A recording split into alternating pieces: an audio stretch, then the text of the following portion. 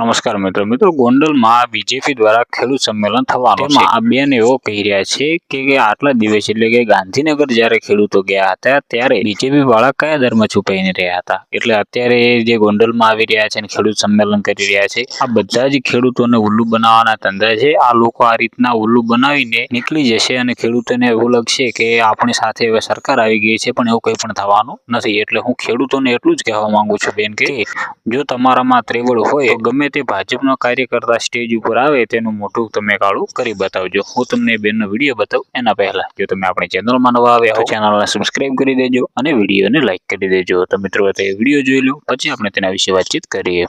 અને એટલો શેર કરજો કારણ કે આજે ગોંડલમાં બીજેપી વાળા તરફથી ખેડૂત સંમેલન થવા જઈ રહ્યું છે।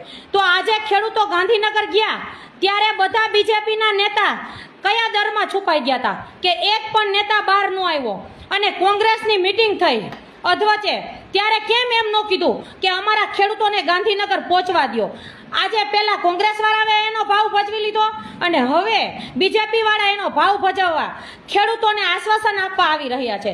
તો જ્યારે પણ બીજેપીની મીટિંગ થાય ગોંડલમાં ત્યારે ખેડૂતના દીકરા હોય ને તો જાતા નહીં, અને જો જાઓ અને તમારામાં તેવડ હોય ને જો અસલ ખેડૂતના દીકરા હોય ને તો સ્ટેજે કોઈ પણ બીજેપીનો કાર્યકર્તા આવે ને એનું મોઢું કાળું કરીને બતાવો તો તમે અસલ ખેડૂતના દીકરા કહેવો, બાકી તો બધા માય કાંગલા જ છોવો, બંગડી પહેરી અને જેમ બીજેપી વાળા કહે છે ને એમ નાચો છો।